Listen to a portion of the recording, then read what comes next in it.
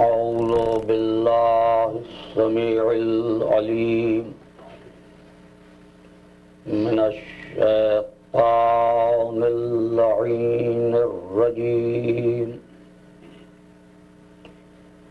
بسم الله الرحمن الرحيم الحمد لله الذي إليه مصائر الخلق وعواقب الأمر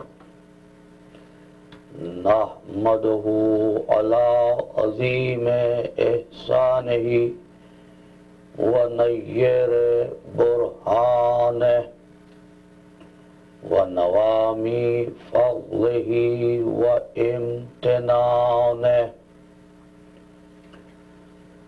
حمدا يكون لحقه قضاء ولشكره أداء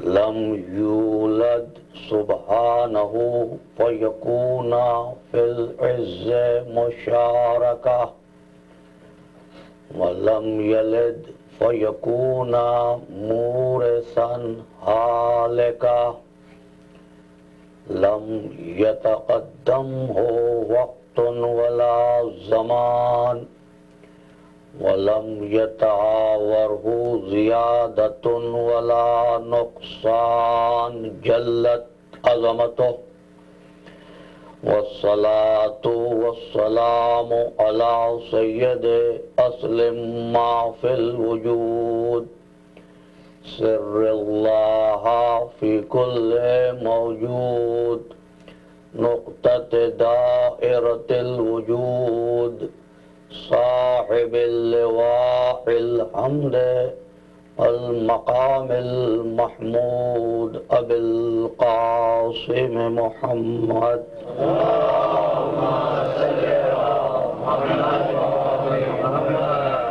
وأهل بيت الطيبين الطاهرين المعصومين المظلومين الذين أذهب الله عنهم الرجس وطهرهم تطهيرا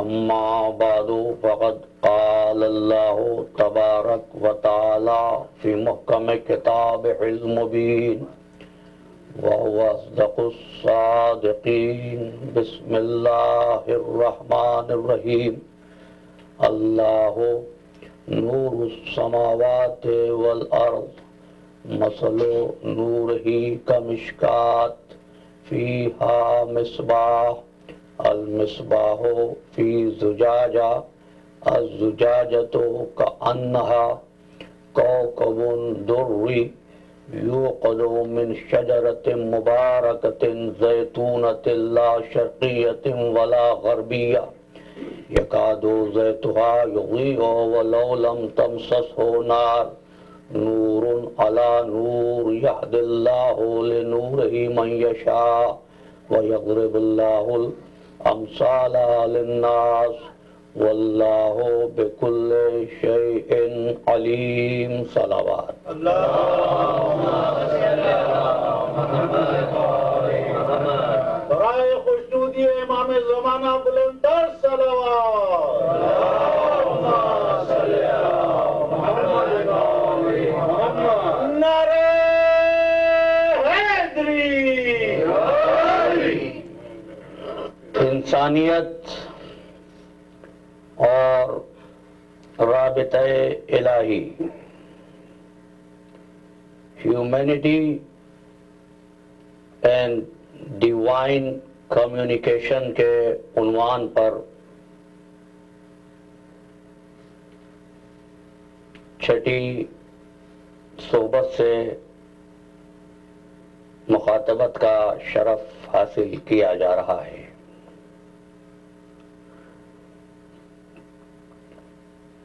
جتنا بھی شکر ادا کریں پروردگار کا کم ہے کہ اس نے ہم کو عدم سے وجود دیا. اس کا احسان شمار میں نہیں آ سکتا کہ فقط وجود ہی نہیں دیا بلکہ انسانوں کو، انسانیت کو اپنی مخلوقات میں بہترین قسم قرار دیا. ایسی مخلوق جو اشرف المخلوقات ہے، جو ملک کی طرح مجبور عصمت نہیں اور جانوروں کی طرح خواہشات کے پیچھے نہیں دوڑتی. اس کو عصمت کا، خواہشات کا، نفس کا اور روح کا ایسا امتزاج بنا کر خلق کیا کہ جانور اس کا اسیر ہو گیا اور ملک اس انسان کے لیے سربسجود ہو گیا. گفتگو یہاں تک پہنچی کہ اللہ نے انسانوں کو جسم دیا، روح دی اور نفس دیا. اللہ نے جانوروں کو بھی جسم دیا، روح دی اور نفس دیا. نفس جو خواہشات پیدا کرے، جسم جو ضروریات کا تقاضا کرے، روح وہ حد منفصل ہے جو جانوروں کو اور انسانوں کو الگ کرتی ہے. ایسا نہیں ہے کہ فقط انسانوں کو روح ملی، نہیں، روح تو جانوروں کو بھی ملی ہے. جب جانور کو آپ ذبح کرتے ہیں تو کیا ہوتا ہے جب آپ کہتے ہیں یہ ذبح ہو گیا؟ کہ اس کی روح قفص عنصری سے پرواز کر جاتی ہے. لیکن جانور کی روح فقط حیوانی خواہشات تک محدود ہے. بھوک لگی، کھایا، پیاس لگی، اپنی پیاس، اپنی تشنگی دور کی، غصہ آیا، اپنے غصے کا اظہار کیا، خوش ہوا تو خوشی کا اظہار کیا. لیکن انسان کو اللہ نے دو روحیں عطا کی ہیں. ایک نوجوان نے وضاحت چاہی تھی اور میں کل کی گفتگو میں اس منزل سے کچھ جلدی گزر گیا تھا، اس لیے کہ میں نے 2 برس پہلے ان 2 امور کے بارے میں آپ کی خدمت میں عرض کیا تھا. 2 قسم کی روحیں انسان کو ملی، لیکن جانور کو فقط ایک روح ملی. جو روح جانور کو ملی اس کا نام ہے روح حیوانی. جو روح انسان کو ملی ان میں ایک روح کا نام ہے روح حیوانی اور ایک روح کا نام ہے روح ملکوتی. روح حیوانی بھوک لگنے پر کھانا کھانا، پیاس لگنے پر پانی پینا، تھک جانے پر سو جانا. روح ملکوتی جس سے انسان میں صبر کی صفت کا پیدا ہو جانا، ایثار کے جذبے کا آ جانا، دوسروں کے لیے تعاون کی کیفیت کا پیدا ہو جانا، دوسروں کی مدد کے لیے آمادہ ہونا، یہ وہ کام ہے جو روح ملکوتی کرتی ہے. جیسے یہ کام کرتی ہے تو روح حیوانی بھی بیمار ہوتی ہے اور روح ملکوتی بھی بیمار ہوتی ہے. روح حیوانی کی بیماری کیا ہے؟ ہاضمہ خراب ہو گیا، نزلہ ہو گیا، زکام ہو گیا، فلو ہو گیا، یہ ہے روح حیوانی کی بیماری. روح ملکوتی کی بیماری کیا ہے؟ طبیعت میں شک آنے لگا، توفیقات سلب ہونے لگی، فسق و فجور کی طرف انسان مائل ہونے لگا. یہ کیا ہے؟ روح ملکوتی کی بیماری ہے. ایک روح حیوانی کی بیماری کیا تھی؟ بھوک نہیں لگ رہی ہے، ہاضمہ خراب ہو گیا ہے، بخار آ گیا ہے. روح حیوانی کی بیماری کے لیے تو وہ ڈاکٹر بھی کافی ہے جو ان حیوانی امراض کو سمجھتا ہے، حیوانیت رکھتا ہے. روح حیوانی کی بیماری کا علاج کوئی ڈاکٹر بھی کر سکتا ہے، لیکن روح ملکوتی کی بیماری جب شک آنے لگے، جب توفیق جانے لگے، جب ایثار کا جذبہ ختم ہونے لگے، جب فسق و فجور آنے لگے، تو اس کی علاج کے لیے ایسا طبیب چاہیے جو طبیب انسانی ہی نہ ہو، طبیب انسانی بھی ہو، طبیب ملکوتی بھی ہو.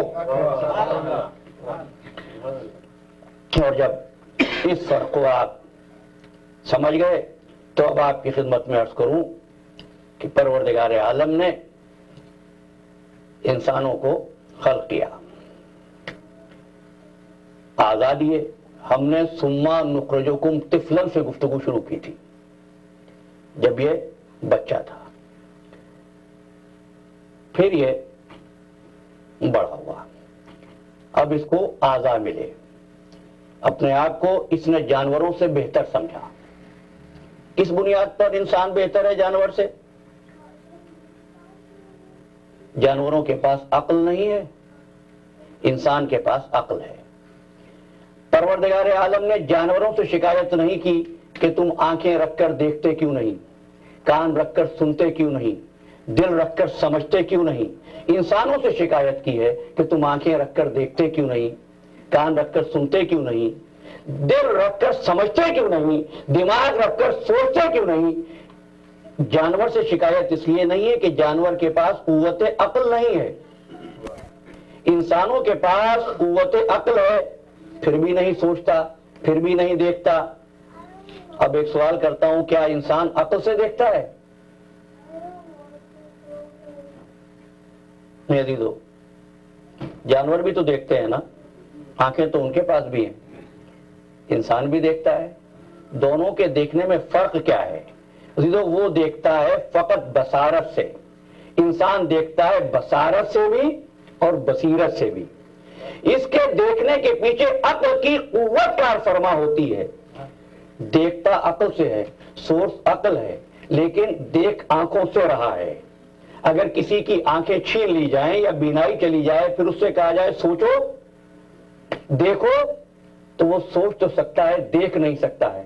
کیا سورس تو عقل ہے, سارے کام تو عقل کو کرنے تھے, لیکن دیکھا اس نے آنکھوں کے ذریعے, چیزوں کو پکڑا ہاتھوں کے ذریعے, سوچا دماغ کے ذریعے. کیا ہوا عزیزان محترم؟ محض عقل اکیلی کچھ نہ کر سکی, پروردگار عالم نے عقل انسانی کو وسیلوں کا محتاج بنا دیا. اچھا, اب عقل بھی ہے, لیکن بینائی چلی گئی, سماعت نے کام چھوڑ دیا, تو وسیلہ تو اپنی جگہ پر ہے, لیکن اب یہ نہ دیکھ سکتا ہے, نہ سن سکتا ہے, نہ سوچ سکتا. کیا ہوا؟ اب وسیلوں میں عیب آ گیا. غور کر رہے ہیں عزیزان محترم؟ تو آغاز خلقت پر ہی قدرت نے بتایا کہ انسان اگر چاہے کہ کام لے تو پہلی بات یہ کہ وسیلے چاہیے, اور وسیلوں کا بے عیب ہونا ضروری ہے. وسیلے ہوں اور وسیلے معصوم ہوں. اچھا, پھر اعضاء میں بھی اس نے ایک تخصیص کی. اس نے آنکھیں 2 دی, کان 2 دیے, ناک 1 دی, زبان 1 دی. کبھی آپ غور کرتے ہیں کہ قدرت نے آنکھیں 2 کیوں رکھی, کان کیوں 2 رکھے؟ عزیزان محترم, اس لیے آوازین خلقنا الانسان من نطفۃ امشاج نبتلیہ, ہم نے انسان کو خلق کیا تاکہ آزمائیں, فجعلناہ سمیعا بصیرا. ہدایت کی بات ہو رہی ہے. ہدایت حاصل ہوگی یا سن کر یا دیکھ کر. اب جو ہادی بنے انسانی اعضاء میں, ان کی تعداد بھی 2 ہے. اور یہیں سے اس اصول کو سمجھ لیجئے, جب بھی کبھی قدرت ہدایت کرتی ہے تو ہادی کو تنہا نہیں بھیجتی, ہادی کو تنہا نہیں بھیجتی. ہادی جب بھی آتا ہے کسی دوسرے کے ساتھ آتا ہے. دیکھیے یہ 2 صفات ایسی ہیں سمیع و بصیر کی. جب اس نے اپنے حبیب کو معراج پر بلایا تھا,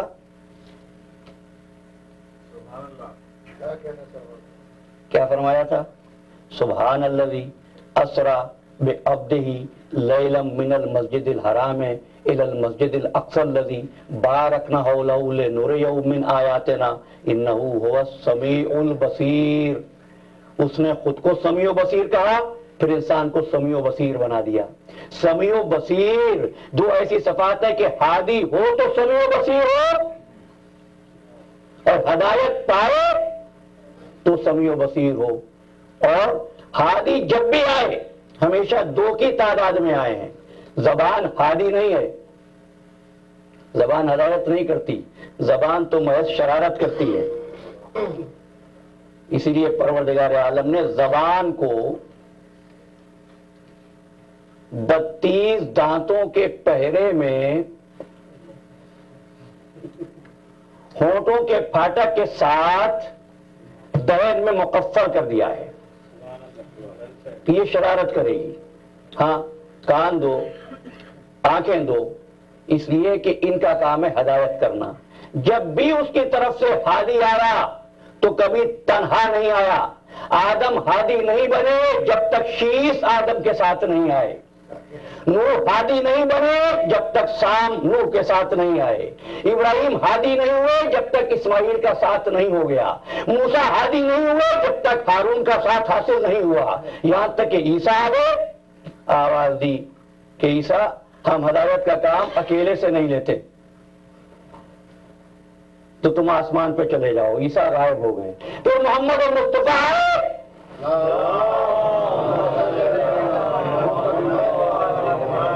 تو علی مرتضیٰ ان کے ساتھ آئے تو محمد ہادی ہو گئے۔ علی ہادی بنے جب حسن علی کے ساتھ آ گئے، حسن ہادی بنے جب حسین حسن کے ساتھ آ گئے، حسین ہادی بنے جب سجاد ان کے ساتھ آ گئے، سجاد ہادی ہیں جب محمد باقر ان کے ساتھ آ گئے، محمد باقر ہادی ہیں جب جعفر صادق ان کے ساتھ آ گئے، جعفر صادق ہادی ہیں جب موسیٰ کاظم ان کے ساتھ آ گئے، اور جب سلسلہ وہاں پہنچا کہ آخری اکیلا رہ گیا، دیکھیے میں نے اتنے نام لیے، ایک مرتبہ صلوات پڑھ دیجیے۔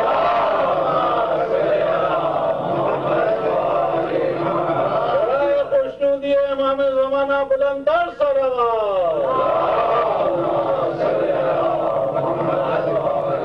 نعرہ حیدری۔ تو جب 12واں اکیلا ہوا تو فرمایا اب تم بھی غیبت میں چلے جاؤ جیسے عیسیٰ غیبت میں گئے ہیں، لیکن فرق یہ ہے کہ تم زمین پر غائب رہو، عیسیٰ آسمان پر غائب ہے۔ یہ ادھر تنہا غائب، عیسیٰ ادھر تنہا غائب۔ اب کیا ہے عزیزان محترم، عیسیٰ کے امتی فخر کر رہے ہیں کہ ہمارا غائب ہے آسمان پر، تمہارا غائب ہے زمین پر، تو روک تو ہمارا ہے نا کہ ہمارا آسمان پر غائب ہے۔ بس بات یہاں پہنچ کے رک گئی، اور میں اپنی تقریر کو بھی یہیں پر روک رہا ہوں۔ کوئی ایسی دلیل نہیں دوں گا جو پہلے سے آپ نے سن رکھی ہو۔ میرے ساتھ رہیے گا، ہم آج ہی کی تقریر میں پھر واپس آئیں گے کہ دونوں کو غائب کر دیا، عیسیٰ کو آسمان پر اور 12ویں کو زمین پر۔ اب ان میں سے اہم کون ہے؟ اگر دونوں ہادی ہیں تو افضل کون ہے، مفضول کون ہے؟ اگر اللہ کی ہدایت کا یہ رابطہ ہے تو ان میں اصل کون ہے اور فرع کون ہے؟ میں واپس آؤں گا، لیکن پھر ہم اپنے عنوان سے متصل ہو جاتے ہیں۔ جانوروں کو خلق کیا، آپ کو یاد ہے اب تک کی گفتگو؟ فطرت پر۔ کیا انسان کو فطرت پر خلق نہیں کیا؟ کیا؟ اچھا، اگر انسان کو بھی فطرت پر خلق کیا اور جانور کو بھی فطرت پر خلق کیا، پھر وہ ڈسٹنکٹیو فورس کیا ہے جو جانور کو انسان سے الگ کرے؟ اب دیکھو آیت پڑھتا ہوں، سورہ روم ہے، فَأَقِمْ وَجْهَكَ لِلدِّينِ حَنِيفًا فِطْرَتَ اللَّهِ الَّتِي فَطَرَ النَّاسَ عَلَيْهَا لَا تَبْدِيلَ لِخَلْقِ اللَّهِ ذَلِكَ الدِّينُ الْقَيِّمُ۔ اب ذرا ترجمہ آپ نے سن رکھا ہے، لیکن ایک لفظ کے لیے زحمت دے رہا ہوں، فَأَقِمْ وَجْهَكَ لِلدِّينِ حَنِيفًا، اپنے چہرے کو موڑ دے دین حنیف کی طرف۔ فطرت اللہ التی فطر الناس علیہا، اس لیے کہ یہ وہ فطرت ہے جس پر اللہ نے انسان کو خلق کیا ہے۔ اب تک بات پہنچی، جانوروں کو فطرت پر عامل بنایا، انسانوں کو فطرت پر خلق کیا۔ فطرت ہے دونوں کے پاس، لیکن جانور فطرت پر عامل ہے، انسان فطرت پر خلق ہوا ہے۔ فطرت اللہ التی فطر الناس علیہا لا تبدیل لخلق اللہ، اس میں کسی قسم کی تبدیلی نہیں ہوگی۔ اب یہ احباب جو تبدیلیاں ڈھونڈتے ہیں، تبدیلی کہاں ہوگی؟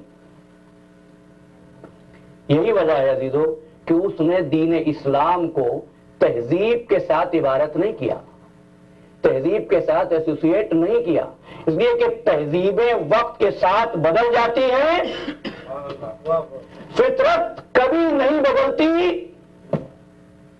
لیکن انسانوں کا شرف یہ ہے کہ جہاں اس نے ان کو فطرت دی وہاں اس کے ساتھ شریعت بھی دی۔ فطرت ہے اندرونی نبی، شریعت ہے بیرونی نبی۔ میں ایک نتیجہ فکر تک لے جانا ہے آج کی گفتگو میں۔ فطرت ہے اندرونی نبی، شریعت ہے بیرونی نبی۔ فطرت ہے کسی کاغذ پر کھینچی ہوئی لکیروں کا نام، شریعت ہے ان لکیروں پر لکھی جانے والی تحریر کا نام۔ جب فطرت کی وہ تحریر ٹیڑھی ہونے لگے تو شریعت اس کو سیدھا کر دے، شریعت اس کو سیدھا کر دے۔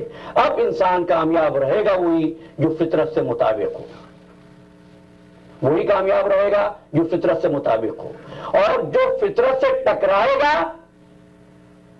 وہ ناکام ہو جائے گا۔ اب اگر کوئی ایسا قانون بنا کر لاؤ گے جو فطرت سے ٹکراتا ہو تو وہ کامیاب قانون نہیں ہوگا۔ کامیاب قانون وہی ہے جو فطرت کے مطابق ہوگا۔ بغیر عزیزان محترم، فطرت یہ کہتی ہے کہ یکسانیت سے انسان گھبراتا ہے۔ شریعت نے پابندی نہیں لگائی کہ کیسا لباس پہنو۔ کسی نے کہا ہوگا کہ پینٹ شرٹ جو ہے یہ غیر اسلامی لباس ہے۔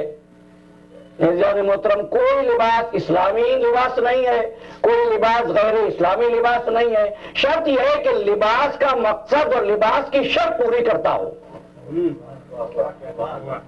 عزیزو، اگر کوئی اسکارف بھی، اگر کوئی چادر بھی پردے کے بجائے اٹریکشن کا سبب بنے تو وہ غیر اسلامی ہے۔ نہیں، اسلام نے کہا تمہیں تنوع چاہیے، تنوع، تو تنوع دیتے ہیں، لیکن خیال رکھنا تم کھانا چاہتے ہو ضرور کھاؤ، تم ایک جیسا کھانا نہیں کھانا چاہتے، اگر ایک ہی جیسا کھانا آپ کو صبح شام کھانا پڑ جائے تو 2 دن میں گھبرا جائیں گے۔ شریعت نے کہا نہیں، ہم تخصیص نہیں کر رہے، پابندی نہیں لگا رہے کہ بس ایک ہی کھانا کھاؤ، لیکن کلوا واشربوا ولا تسرفوا، کھاؤ حد اعتدال میں رہ کے کھاؤ، ایسا نہ ہو کہ جو ملے وہ کھاؤ۔ اگر ایسا کرو گے تو تم میں اور جانوروں میں فرق کیا ہوگا؟ بھائی جانور وہ جو ملے وہ کھائے، انسان وہ کہ ملے تو سوچے حلال ہے یا حرام ہے۔ یہ انسانیت ہے۔ بھوک لگے کھا لو، پیاس لگے پانی پیو، لیکن ٹھہرو، بھوک لگنے پر کھانا کھانا تمہاری فطرت ہے۔ اب شریعت اس تحریر کو سیدھا کرنا چاہتی ہے، اگر کھانے کا دل چاہے اور ماہ رمضان ہو تو ہاتھ رک جائے۔ تو جہاں فطرت بغاوت کرنے لگتی ہے، شریعت وہاں پر آ کر اس کو دوبارہ ٹریک پہ کھڑا کر دیتی ہے، اور پھر فطرت کے ساتھ انسان کو مجبور کیا اس بات پر کہ انسان کبھی ایک حال میں مطمئن نہیں رہتا۔ اب تنوع کی دوسری قسم کی طرف جا رہا ہوں، پھر مجھے اپنے سوال کا جواب بھی دینا ہے۔ انسان کبھی ایک حال پہ مطمئن نہیں رہتا، صورتحال کو بدلنے کی کوشش کرتا ہے۔ یہ بدلنے کا جذبہ ہی تھا جس کی وجہ سے ترقی کی اتنی چیزیں آپ آج کل دیکھ رہے ہیں۔ ناز صبوری ہے زندگی دل کی، آہ وہ دل جو ناز صبور نہیں۔ ایک تنوع اور کیا ہے؟ غربت، یہ بھی ایک قسم ہے، امارت، یہ بھی ایک قسم ہے۔ اگر اللہ تمام انبیاء کو امیر بنا کے بھیجتا تو غریبوں کے لیے نمونہ عمل نہ بنتا، سب کو غریب بنا کر بھیج دیتا تو امراء شکایت کرتے۔ اس لیے پروردگار عالم نے فطرت کے اس تنوع کے لیے موسیٰ جیسا نبی بھی بھیجا جو آگ لینے کے لیے پہاڑ پر جا رہا تھا، وہ نبی بھی بھیجے جو گلے اور بکریوں کے روغے چڑھا رہے تھے، اور سلیمان علیہ السلام جیسا نبی بھی بھیجا کہ رابطے کا معیار یہ نہیں ہے کہ امیر کون ہے غریب کون ہے، رابطے کا معیار یہ ہے کہ پروردگار عالم سے قربت کے درجے پر کون ہے۔ یہ اختلاف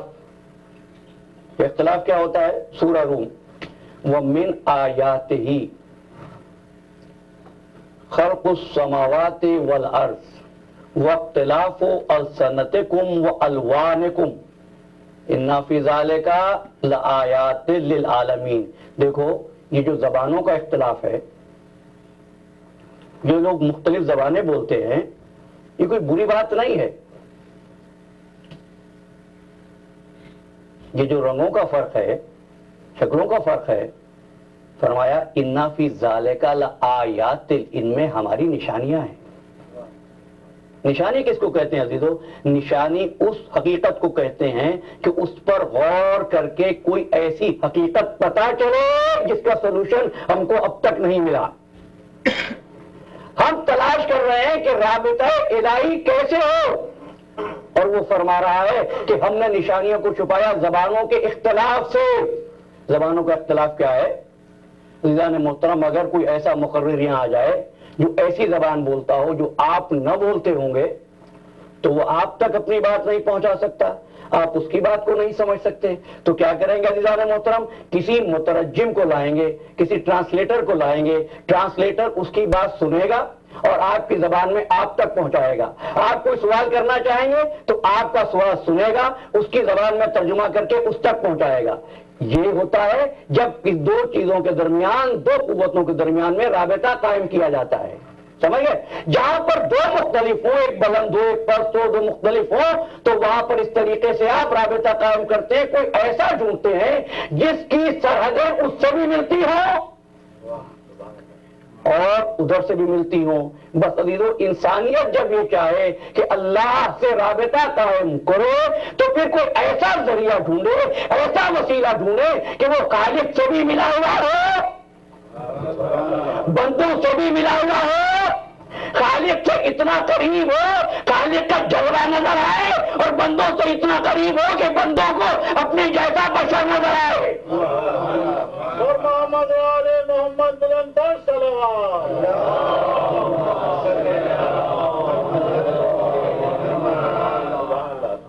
واختلاف السنتکم. دوسری بات یہ کہی جاتی ہے، یہ جو زبانوں ہیں اور رنگیں ہیں ان سے تعصب پیدا ہوتا ہے. عزیزان محترم، بعض الفاظ جب بولے جاتے ہیں تو وہ بولنے میں بہت اچھے معلوم ہوتے ہیں، بعض الفاظ جب کہے جاتے ہیں تو سننے میں کانوں کو بھلے نہیں لگتے. اس لیے جب بھی کسی نے عصبیت کہی لوگوں نے اس کو برا سمجھا، جب کسی نے اتحاد کہا تو اس کو لوگوں نے اچھا سمجھا. عزیزان محترم، ہر اتحاد اچھا نہیں ہوتا، ہر عصبیت بری نہیں ہوتی. میں انشاءاللہ اس کی وضاحت تک آ جاؤں گا. ہر اتحاد قابل تعریف نہیں ہے، ہر عصبیت قابل مذمت نہیں ہے. یہ جمادات کی عصبیت ہے جس کی وجہ سے وہ آج بھی جمادات ہے. اگر جمادات عصبیت چھوڑ دیں تو نباتات جمادات کے وجود کو ختم کر دیں.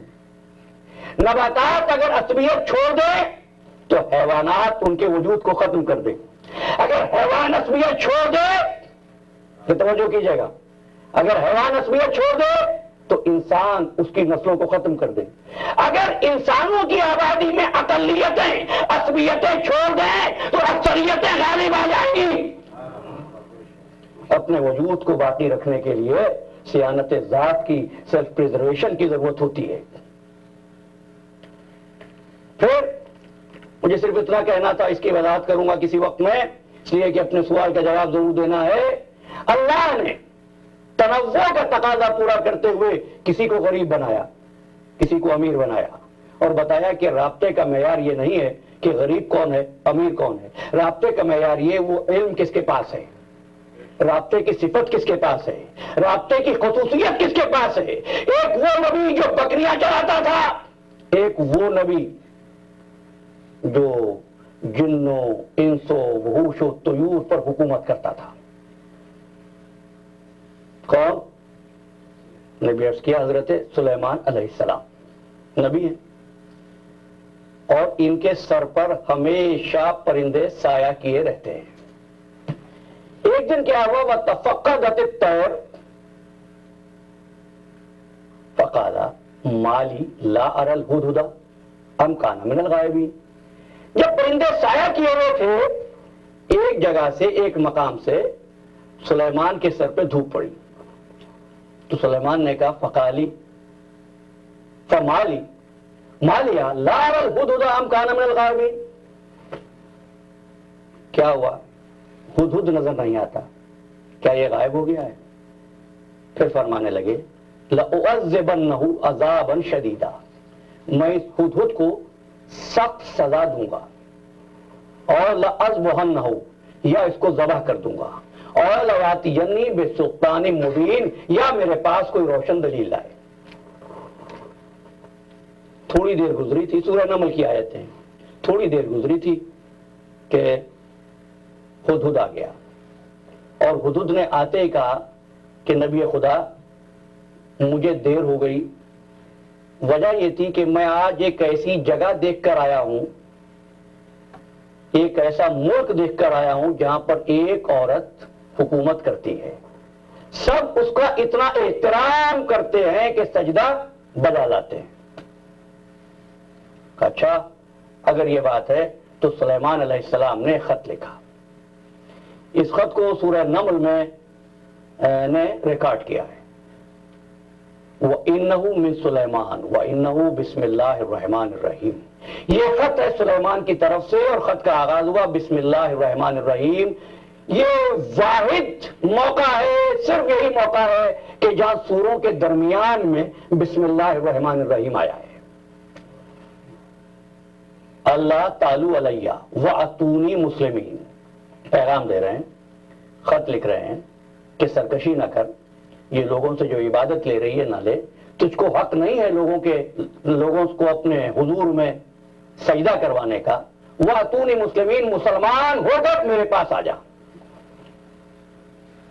ہدہد اس خط کو لے گیا اور ملکہ سبا تک، ملکہ بلقیس تک وہ خط پہنچا دیا۔ جب وہ خط ملا تو ملکہ نے تمام وزراء اور مشیران دربار کو جمع کر لیا، جتنے ارکان حکومت سے جمع ہوئے، اور یہ گفتگو کی کہ میرے پاس یہ خط آیا ہے حضرت سلیمان علیہ السلام کی طرف سے، تمہاری کیا رائے ہے؟ درباریوں نے کہا کہ ہماری فوج بہت مضبوط ہے، اگر یہ ہم پر حملہ کریں گے تو ہم حفاظت کر سکتے ہیں۔ لیکن ملکہ یہ کہنے لگی کہ جب بادشاہ بستیوں میں داخل ہوتے ہیں، ان الملوک دخلوا قریہ، جب قریے میں آتے ہیں کیا کرتے ہیں؟ وہ شریف لوگوں کی عزت کو ضائع کر دیتے ہیں، لوٹ مار کرتے ہیں، کسی کی عزت، کسی کی جان و مال محفوظ نہیں رہتی۔ بہتر یہ ہے کہ جنگ نہ کی جائے، خون خرابہ نہ کیا جائے، خون خرابہ کرنا دانش مندی نہیں ہے۔ ایسا کرتی ہوں، میں ایک خط لکھتی ہوں اور اس کے ساتھ کچھ تحفے بھیجتی ہوں اور کچھ سوالات نبی خدا کی خدمت میں بھیجتی ہوں، اگر یہ نبی اللہ کا ہے تو ہمارے سوالات کے جواب دے گا۔ عزیزان محترم، ابھی یہ مسلمان نہیں ہوئی، لیکن اتنا جانتی ہے کہ اللہ کا نبی کسی بھی سوال کے جواب میں بے بس نہیں ہوتا۔ تو صاحب تحائف اور ہدیے بھیج دیے گئے، اور جب بھیجے ہدیے تو اس کے ساتھ جو سوالات بھیجے ہیں وہ سوالات بھی سن لیجئے، اور ہم اپنے مدعا سے قریب ہوں۔ سوال یہ تھے کہ اس نے اپنے بھیجے جانے والے وفد کے ساتھ سینکڑوں کی تعداد میں ہم لباس اور ہم عمر لڑکے اور لڑکیوں کو بھیجا تھا۔ اب سوال یہ تھا کہ سلیمان بغیر کلام کیے ہوئے بتا دیں کہ ان میں لڑکے کون ہیں اور لڑکیاں کون ہیں۔ دوسرا ایک عصا بھیجا تھا کہ یہ بتائیں کہ اس عصا کا اصل کیا ہے اور عصا کی فرع کیا ہے، اس کا پروگزیمل اینڈ کیا ہے اور ڈسٹل اینڈ کیا ہے۔ تیسرا ایک موتی بھیجا تھا کہ بغیر لوہے کا اوزار استعمال کیے اس میں سوراخ کر دیں۔ ایک پیچیدہ سوراخوں والا موتی بھیجا کہ اس میں دھاگا ڈال دیں۔ اور چوتھے شیشی بھیجی کہ اس کو ایسے پانی سے بھر دیں جو نہ زمین کا ہو نہ آسمان کا ہو۔ صلوات پڑھ دیجیے۔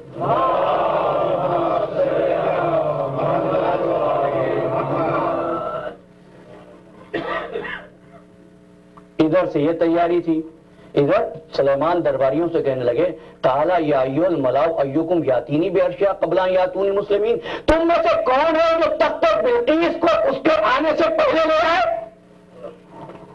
قال عفریت من الجن، قوم جن نے کہا انا آتی کا بہی قبل ان تقوم من مقامک وانی علیہ لقوی امین، میں لاؤں گا یہ تخت، کتنی جلدی لاؤ گے؟ کہ آپ کا دربار برخاست ہونے سے پہلے تخت آپ کے پاس پہنچا دوں گا۔ قال الذی عنده علم من الکتاب، اس آدمی نے کہا جس کے پاس کتاب کا تھوڑا سا علم تھا، انا آتی کا وہی قبل ان یرتد الیک، اے نبی خدا میں آپ کے پلک جھپکنے سے پہلے لے آتا ہوں۔ فلما رأى مستقرا قال هذا من فضل ربی، اور جب سلیمان نے آصف برقیہ کو دیکھا کہ وہ تخت لے آئے تو کہنے لگے هذا من فضل ربی، یہ میرے رب کا فضل ہے۔ عزیزان محترم کہنا یہ جو کام آصف برقیہ نے کیا کیا سلیمان خود نہیں کر سکتے تھے؟ کیا سلیمان خود نہیں کر سکتے تھے؟ جو پوچھ رہے تھے تم میں سے کون ہے جو تخت لائے، تو عزیزان محترم حضرت سلیمان علیہ السلام انسانیت کو رابطہ الہی کی ہدایت کے لیے یہی پیغام دینا چاہتے ہیں کہ جو کام نبی کا نائب کر سکتا ہے اس کے لیے نبی کیوں زحمت کرے؟ اور پھر قال الذی عنده علم من الکتاب، جس کے پاس کتاب کا تھوڑا سا علم تھا، وہ پلک جھپکنے سے پہلے تخت بلقیس کو لے آیا۔ جس کے پاس تھوڑا سا علم تھا وہ تخت بلقیس کو پلک جھپکنے میں لے آئے، جس کے پاس پوری کتاب کا علم ہوگا۔ شاہدو، اب ملکہ سبا کا بھیجا ہوا وفد سلیمان علیہ السلام کے پاس آ گیا۔ حضرت سلیمان علیہ السلام نے جنات کو حکم دیا اور آنے واحد میں جنات نے عالی شان قسم کے محلات تعمیر کر دیے، جس کا فرش سونے کا تھا، گھوڑوں کا استبل بھی سونے کا بنوایا گیا تھا، فرش بھی سونے کا تھا۔ ایک شان و شوکت کے ساتھ ان کا استقبال کیا گیا، ایسا استقبال کہ وہ جو تحفے لائے تھے انہوں نے تحفے باہر ہی پھینک دیے کہ صاحب ہمارے تحفے تو کچھ بھی نہیں ہے اس نبی خدا کے مقابلے پر۔ لیکن دیکھنا یہ کہ رابطہ الہی کی خصوصیات سلیمان کے پاس ہے یا نہیں۔ لوگوں نے غریب نبی دیکھے یہ امیر نبی، تو کنفیوز نہ ہو، معیار رابطہ الہی وہی ہے جو بوریائے فقر پہ بیٹھنے والا اگر درخت کو حکم دے کے اپنے پاس بلا سکتا ہے، اگر سنگریزوں سے گفتگو کرا سکتا ہے، نارے نمرود اس کے لیے گلزار بن سکتا ہے، تو یہ امیر نبی۔ اب پہلا سوال کیا تھا؟ ہم لباس اور ہم عمر لڑکوں اور لڑکیوں سے بات کیے بغیر یہ بتا دیں کہ ان میں نر کون ہے اور مادہ کون ہے۔ آتے ہی سلیمان نے حکم دیا کہ ان کو لوٹے دو تاکہ یہ اپنے ہاتھ منہ دھو لیں۔ جب انہوں نے ہاتھ منہ دھوئے تو ہاتھ منہ دھونے کے انداز کو دیکھ کر سلیمان نے فرمایا یہ لڑکیاں ہیں ان کو الگ کمرہ دو، یہ لڑکے ہیں ان کو الگ ٹھہراؤ۔ اس کے بعد حکم دیا ہے کوئی جو اس موتی میں سوراخ کر دے۔ دیمک نے اپنی خدمات پیش کر دی اور بغیر لوہے کے اوزار کے موتی میں سوراخ ہو گیا۔ اس کے بعد ایک کیڑے کو حکم دیا، کیڑے نے پیچیدہ سوراخوں والے موتی میں تاگ دھاگا ڈال دیا۔ فرمایا ایک گھوڑے کو میدان میں دوڑاؤ۔ گھوڑے کو کافی دیر تک میدان میں دوڑایا گیا اور جب گھوڑے کو پسینہ آ گیا تو فرمایا کہ اس شیشی کو گھوڑے کے پسینے سے بھر کر اپنی ملکہ سے کہہ دینا کہ یہ پانی نہ آسمان کا ہے نہ زمین کا ہے۔ اس کے بعد عزیزان محترم، اس کے بعد اب اس عصا کا سوال تھا کہ اس کا پروگزیمل اینڈ کیا ہے، ڈسٹل اینڈ کیا ہے۔ پروگزیمل اینڈ جو اوریجن سے قریب ہو، ڈسٹل اینڈ جو اوریجن سے دور ہو۔ آپ نے فرمایا اس عصا کو آسمان کی طرف پھینکو۔ پھینکا گیا، جو حصہ پہلے زمین کی طرف آیا فرمایا یہ اصل ہے۔ میرے سوال کا جواب مل گیا۔ جو زمین کی طرف آیا پہلے فرمایا یہ سرا اصل ہے، اور وہ جو آسمان کی طرف رہا وہ فرا ہے، اس لیے کہ اصل فرا سے بھاری ہوتا ہے۔ اب سمجھیے اللہ نے دو ہاتھیوں کو غائب کیا تھا، ایک کو آسمان پر ایک کو زمین پر، وہی جو ہلکا تھا وہ آسمان پہ پہنچا، جو اصل تھا وہ زمین پہ غائب ہوا۔ محمد والے محمد بلند تر سلام۔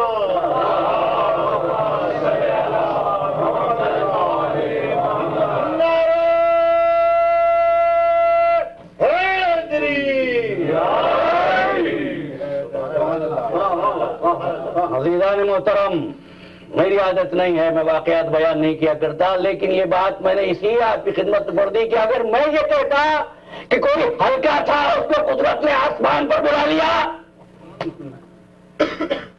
کوئی بھاری تھا زمین پہ رہا، تو آپ اس کو میری عقیدت کہتے۔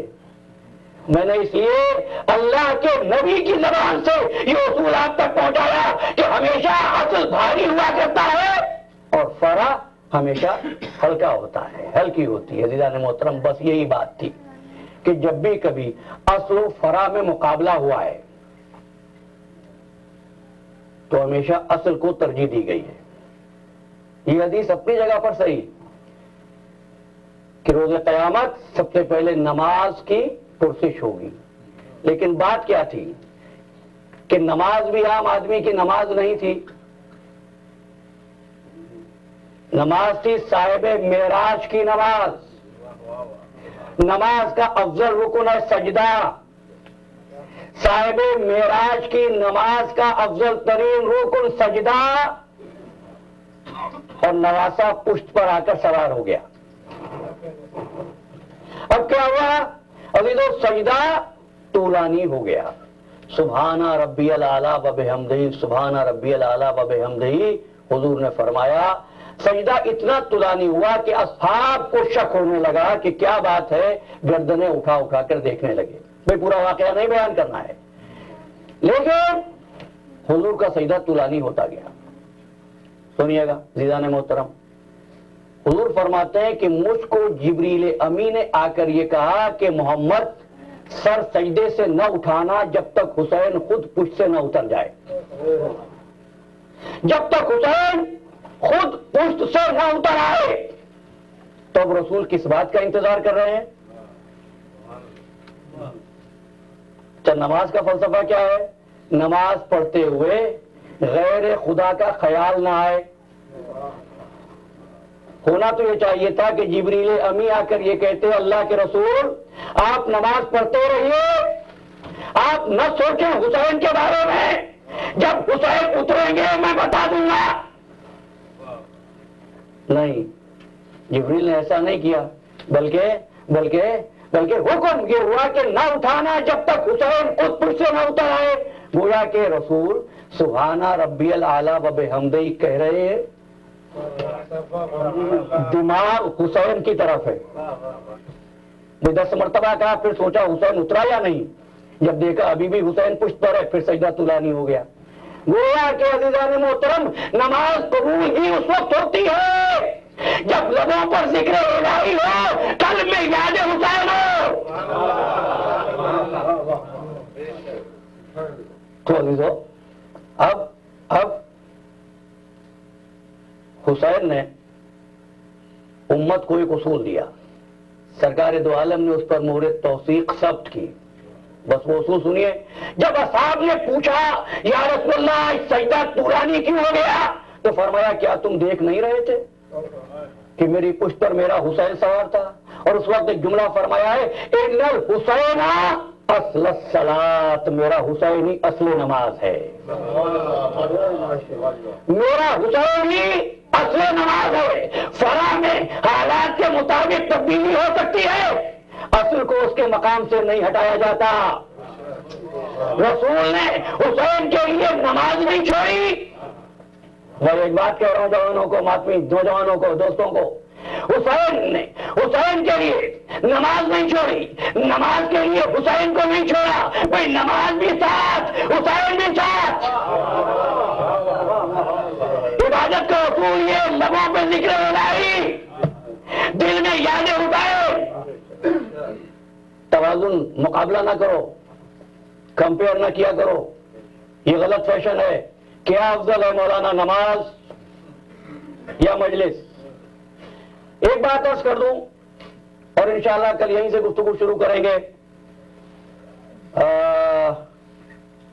کہ سب سے پہلے اس کائنات میں کون افضل ہے کون مفضول، یہ گفتگو ابلیس نے کی تھی. یہ گفتگو سب سے پہلے ابلیس نے کی تھی. میں آگ سے بنا ہوں، یہ مٹی سے بنا، بس ہمارے لیے اہم ہے امر خدا. اور شاید میں نے پہلے کبھی کہا ہو، نوجوانوں کے لیے کہتا ہوں، حکم یہ ہے کہ نماز اول وقت پہ پڑھو. نماز اول وقت پر پڑھو. نماز سے غافل نہ ہونا. میں وعد نہیں کیا کرتا ہوں، اس لیے کہ میں اس بات کو مانتا ہی نہیں ہوں کہ حسین کا محب نماز سے غافل ہو. لیکن اگر کسی ایسی جگہ پر ہو جہاں پانی نہیں ہے، بڑی محنت کر کے دور سے پانی لے آئے، جب پانی لے کر وضو کرنے کے لیے بیٹھے تو سامنے ایک بلی پیاسی مر رہی تھی. اب شریعت کا حکم یہ ہے کہ تم یا تو دوبارہ پانی لا کے نماز پڑھنا یا تیمم کر کے نماز پڑھنا، اس پیاسی بلی کی جان بچا لو. یہ اسلام ہے. اور دنیا غور کرے، جو اسلام ایک جانور کی جان بھی نہیں لینا چاہتا، وہ کیسے اجازت دے گا کہ ایک انسان دوسرے انسان کی جان لے؟ کیا ہوا؟ اب بلی کی جان بچا لی، اب دوبارہ پانی لینے جائیں گے تو وقت لگے گا. نماز اول وقت پہ تو نہیں ہو سکی نا. اب ایک سوال کروں، بلی افضل ہے یا نماز؟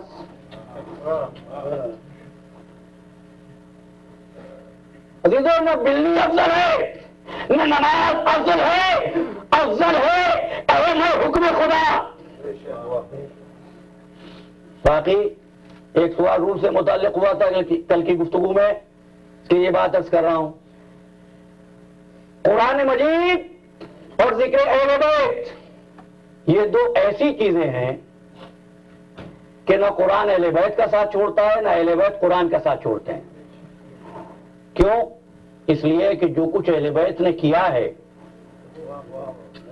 قرآن نے قصیدہ بنا کے اتارا ہے، قرآن اور اہل بیت. لیکن یہ توازن، یہ مقابلہ، وہ کیا ہے؟ بس ایک بات سن لینا. یزید کا دربار تھا، میرا چوتھا امام خطبہ دے رہا تھا. کس کا کلام ہو رہا تھا؟ امام کا. حکم دیا مؤذن کو اذان کرو. مؤذن نے اذان کہی. جب مؤذن نے کہا نا اشہد ان محمد الرسول اللہ، میرے امام نے فرمایا مؤذن ٹھہر جا. مؤذن رک گیا. یزید سے مخاطب ہوئے، یزید یہ بتا دے محمد تیرے جب تھے یا میرے؟ تو عزیزو، مولا کلام کر رہے تھے، یزید نے اذان کہلوائی. مؤذن اذان کہہ رہا تھا، مولا نے مؤذن کو روک کے اپنی فضیلت بیان کی. اب سمجھے سنت یزید کیا ہے، سنت سجاد کیا ہے؟ سنت سجاد یہ ہے کہ اذان روک کے فضیلت آل محمد بیان ہوئی، اور سنت یزید یہ ہے ذکر امام روک کے اذان بیان ہوئی. یہ موازنہ کیسا ہے؟ اور پھر ایک بات عرض کر دوں کہ 5 دوست ہوں تو آپ کہیں گے 5 دوست، 5 عزیز ہوں آپ کہیں گے 5 عزیز، 5 بھائی ہوں آپ کہیں گے 5 بھائی. لیکن آل محمد کے لیے، پنجتن کے لیے کسی نے یہ نہیں کہا اس گھر کے 5 افراد. جب کہا شیعہ نے، غیر شیعہ نے، عقیدہ سب رکھتے ہیں، اہل بیت کسی کی میراث نہیں ہے. پنجتن، یہ پنجتن کا مطلب کیا ہے عزیزو؟ 5 تن کا مطلب ہے 5 تن. کہنے والا یہ کہہ رہا ہے فقط ان کے تن ہی تو الگ ہیں، روح تو ایک ہی ہے. پنج تن ان کے جسم الگ الگ ہیں، حقیقت ہے کہ یہی حقیقت ہے جس کو میرا آقا فرمایا تھا افضلنا محمد و اوسطنا محمد و آخرنا محمد و کلنا محمد.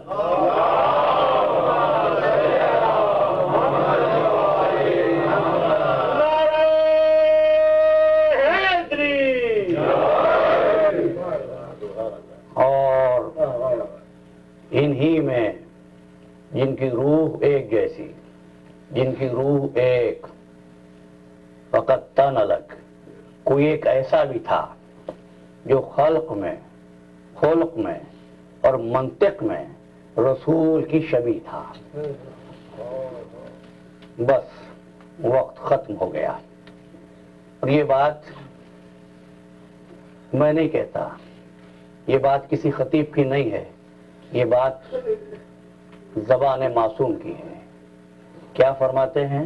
جب علی اکبر کو بھیجا ہے تو حسین نے پروردگار کی بارگاہ میں ہاتھ اٹھا دیے، بار الہ گواہ رہنا اب وہ نوجوان مرنے کے لیے جا رہا ہے جو خلق میں، خلق میں، گفتار میں تیرے رسول کی شبیہ ہے.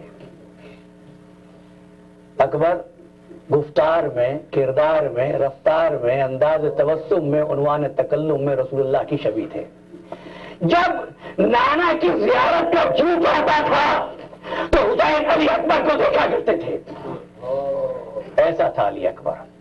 علی اکبر ایسا تھا کہ عورتوں میں بیٹھ کر ام لیلہ یہ کہا کرتی تھی، ہے کسی کے پاس ایسا چاند سا بیٹا جیسا اللہ نے مجھ کو دیا ہے.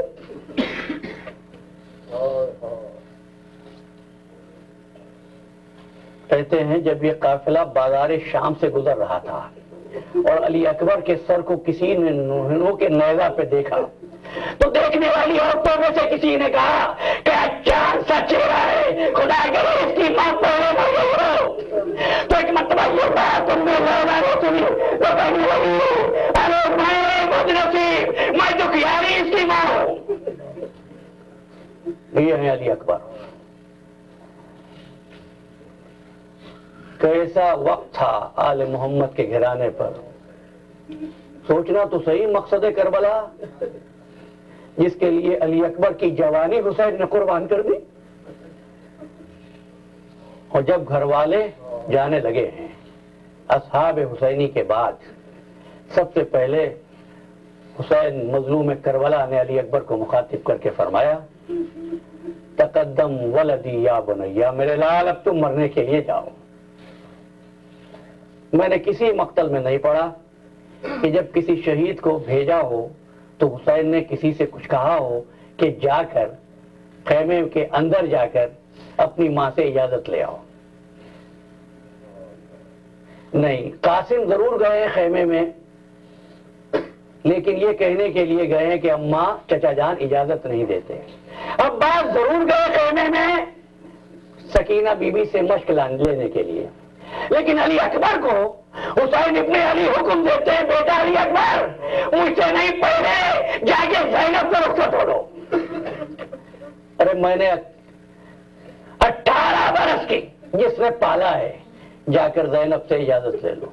اور دیکھنا علی اکبر جب خیمے میں جاؤ اپنی ماں کو بھی تسلی دے دینا.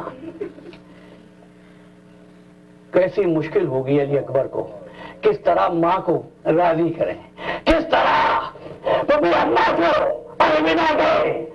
اور اگر کمسن بہن ہو کے دامن پکڑ لے بھیا کس کے سہارے چھوڑے جاتے ہو. اور تفصیل نہیں ملتی، ہاں ایک اشارہ ضرور ملتا ہے، اور وہ یہ حمید بن مسلم کہتا ہے کافی دیر سے حسین کی طرف سے کوئی نہیں آیا تھا. میری نگاہ پڑی در خیمہ پر، کبھی پردہ اٹھتا ہے، کبھی پردہ گرتا ہے، کبھی پردہ اٹھتا ہے، کبھی گرتا ہے. اور جب علی اکبر خیمے سے نکلنا چاہتے ہیں تو بیوی آگے ہلکا بنا دیتی ہے، پھر خیمے میں لے جاتی ہے. پھر بیویوں کو سمجھا کہ علی اکبر پھر چلنا چاہتے ہیں، پھر آگے کوئی بیوی دامن پکڑتی ہے، علی اکبر کو پھر خیمے میں لے جاتی ہے. علی اکبر خیمے سے کس طرح رخصت ہوئے. مخصوص یہ شرف تھا فقط آج کے لیے، جن کو وہ بھول جاتے ہیں وہ آج کے لیے. مرتبہ خیمے سے نکلے، پھوپھی سے اجازت مل گئی تھی، ماں نے رخصت کر دیا تھا۔ ایک مرتبہ حسین کہنے لگے علی اکبر ماں سے تو مل لیے، پھوپھی اماں سے رخصت ہو لیے، اس بوڑھے باپ کی بھی ایک تمنا ہے۔ ایک مرتبہ خیمے میں لے گئے، صندوق کھولا، نانا کی ہوا نکالی، دوست پہ ڈالی، نانا کا بابا سر پہ رکھا کہ علی اکبر تم میرے نانا کی شبیہ تھے۔ جی بھر کے دیکھا ہم شکل پیغمبر کو۔ اس کے بعد ایک مرتبہ علی اکبر چاہتے ہیں کہ پشت فرس پر بلند ہوں۔ ایک مرتبہ کسی نے آواز دی بھائی کہ ہم سے نہیں ملو گے، دیکھا حسد ٹھہرے ہوئے سید و سردار بھائی کو خدا حافظ کہنے کے لیے آئے۔ علی اکبر کو گلے لگایا، بھائی نے بھائی کو خدا حافظ کہا۔ علی اکبر گھوڑے پر سوار ہوئے، آگے آگے علی اکبر چلے، پیچھے پیچھے حسین چلے۔ تھوڑی دور جانے کے بعد علی اکبر نے مڑ کر دیکھا بابا آ رہے ہیں۔ شہزادہ کہتا ہے بابا آپ ہی نے تو رخصت کیا تھا، اب زحمت کیوں فرماتے ہیں؟ تو ایک مرتبہ کہا علی اکبر کاش تم صاحب اولاد ہوتے، کاش تم صاحب اولاد ہوتے۔ علی اکبر جب تک میرا اور تیرا ساتھ رہے مڑ مڑ کر دیکھتے رہنا۔ علی اکبر دیکھتے رہے، لیکن جب حسین کا چاند شام کے بادلوں میں گر گیا، حسین در خیمہ پہ آگے بڑھ گئے۔ تھوڑی دیر کے بعد علی اکبر میدان سے واپس آئے، اور جملہ سنو گے، صاحبان اولاد کا مجمع ہے، آ کے کہتے بابا پیاس مارے ڈرتی ہے، اگر پانی مل جاتا تو بتا دیتا کہ بنو ہاشم کے جوان کیسے لڑتے ہیں۔ تم کو معلوم ہے زینب نے 18 برس تک علی اکبر کو پالا تھا۔ حسین کہا کرتے تھے زینب میرا دل چاہتا ہے، میری خواہش ہے علی اکبر کبھی مجھ سے کچھ مانگے، لیکن علی اکبر نے بابا سے کبھی کچھ نہیں مانگا، اور آ کر مانگا تو پانی مانگا۔ ارے حسین کو دل سے کیا گزری ہوگی؟ انگشتری اتار کر دی، علی اکبر میدان میں جاؤ۔ حسین کا اکلوتا بیٹا نہیں ہے علی اکبر، سید سجاد بھی بیٹے ہیں، علی اصغر بھی بیٹے ہیں، اور سید سجاد کے بیٹے بھی ہیں، لیکن علی اکبر کے جانے سے حسین کتنے مضطرب تھے۔ حسین کے دل کی کیا حالت تھی؟ جب حسین کے دل پینے کے ہوئے تھے تو لیلا کے دل کی کیا حالت ہوگی، جس کا اکلوتا لال ہے علی اکبر۔ ایک مرتبہ در خیمہ کے نزدیک آئی، فاطمہ زہرا کی بہو ہے، صرف حسین کے چہرے پہ نگاہیں گھر دی کہ اگر میرا لال تکلیف میں ہوگا تو حسین کے چہرے کا رنگ بدل جائے گا۔ ایک مرتبہ حسین کی نظر پڑی، ام لیلا کیا بات ہے؟ کہا سید و سردار میرا بیٹا خیریت سے تو ہے؟ کہا فرمایا ام لیلا خیمے میں جاؤ، اب تک علی اکبر خیریت سے ہے، اور دعا مانگو، علی اکبر کے مقابلے پر ایک نامی پہلوان آیا ہے۔ ام لیلا خیمے میں آ گئی، وسط خیمہ میں آ کے ام لیلا دعا کرنے لگی، اور جو دعا کی ہے وہ یا رادہ یوسف و یعقوب، اے یوسف کو یعقوب کو ملوانے والا، اے اکبر کو مجھ سے ملوا دے۔ دعا مانگ کے پوچھا مولا میرا اکبر کیسا ہے؟ کہ ام لیلا علی اکبر کامیاب ہو گیا، علی اکبر نے دشمن کو قتل کر دیا۔ جب سے کربلا آئے تھے کوئی مسکرایا نہیں تھا، لیکن جب یہ سنا نا علی اکبر کامیاب ہو گیا تو ایک مرتبہ ام لیلا کے لبوں پہ مسکراہٹ آ گئی، ایک مسرت کی لہر دل میں داری